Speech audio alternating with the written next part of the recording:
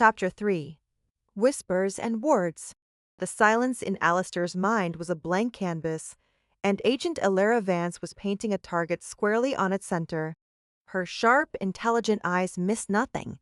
The hastily closed grimoires on his workbench, the faint smell of ozone from his discharged wards, the oppressive stillness that had replaced the shop's usual hum of subtle magic. His desire was to be a ghost, an unremarkable man in a forgotten shop. The obstacle was the woman in front of him, an agent of the very organization he had spent a century hiding from. She was a living embodiment of the past he had tried to bury. "A temporal disturbance," she repeated, her voice cutting through the quiet. "They aren't subtle. It's like a cannon blast in a silent world, Mr. Finch. And the epicenter's right here." Alistair leaned back against his counter, forcing a mask of weary exasperation onto his face. He had to weave a lie that was just plausible enough to muddy the waters. The truth was a supernova. All he needed was a sputtering candle. "Agent Vance," he began, his voice a gravelly monotone he had perfected over decades of dealing with tiresome customers. "I am an antique dealer. Sometimes the things I acquire have attachments." He gestured vaguely at the abandoned rosewood music box from the frantic woman. "This piece came in not an hour ago. It had a particularly nasty echo curse woven into its gears, nasty and, as it turns out, clumsily made. When I unraveled it, it backfired a bit of a magical pop. My apologies if it rattled the Concord's teacups." It was a weak lie, but it was the only one he had. Elara took a step closer, her gaze drifting to the silent, monolithic fake log. "A pop doesn't cause time to stutter 3 blocks away. I saw a man pour his coffee, only for it to flow back up into the pot. That's not an echo curse, that's high-level chronomancy." She tapped a finger on her chin, something only a registered arch-McCree should be capable of, and there are none registered to this address. Her eyes locked back onto his. "Show me your hands, Mr. Finch." Alistair's blood ran cold. The faded tattoos on his forearms, runes of power and pacts long since sealed, were usually hidden by his sleeves. He had been careless in his panic.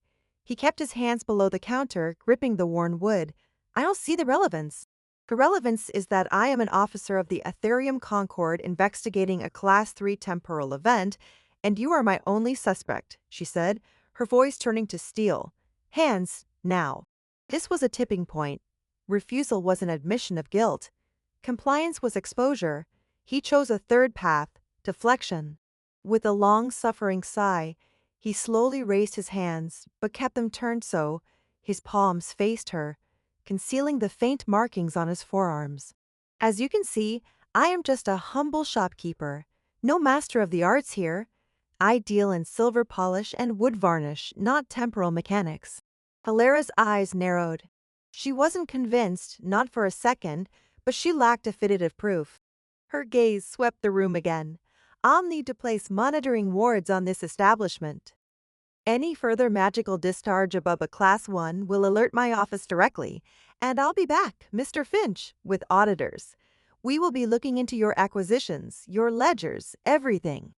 "Feel free," Alistair said with a dismissive wave, praying she would take the bait and leave. "You'll find my business practices are dreadfully boring." She held his gaze for a moment longer, a silent promise of future scrutiny, then turned and walked out, the bell chiming her departure. The moment the door clicked shut, Alistair's facade crumbled. He leaned heavily on the counter, his knuckles white. He had bought himself time, but only moments.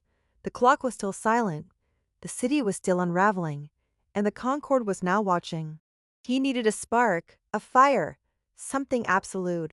In the terrifying quiet of his mind, the Fae stirred, their weakened essences reaching out to him, not in words, but in pure, unfiltered impulse. Fairman, asset, a sun to swallow the shadow.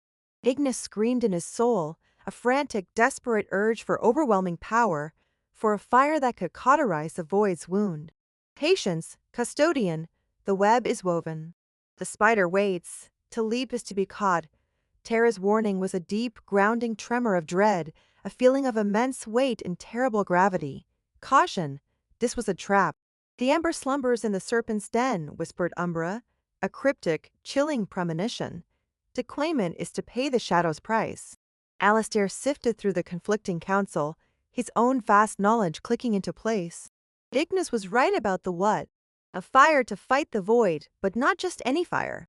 It needed to be a source of pure creation, of life and rebirth.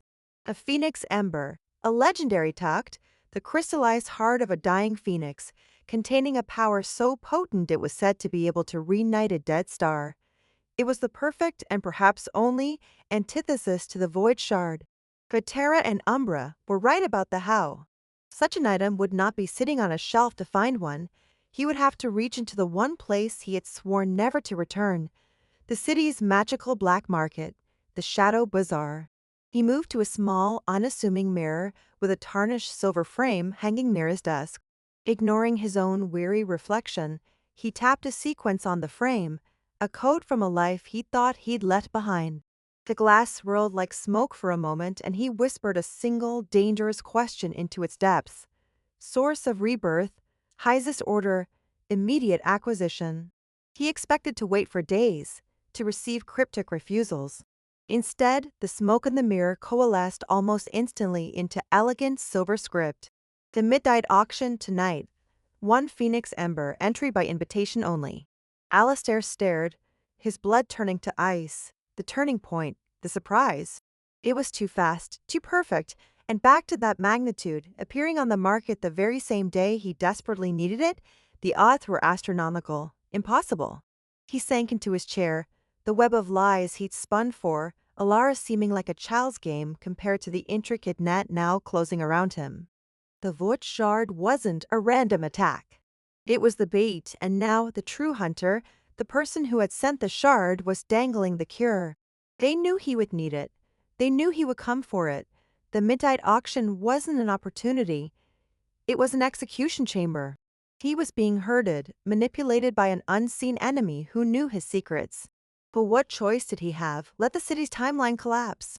Allow the Concord to tear his life apart and discover the Fae, risk the clock, and the ancient spirits within it being extinguished forever? No. He looked at the silent, dead clock. He felt the phantom echo of its missing heartbeat in his chest. The trap was set. The hunter was waiting.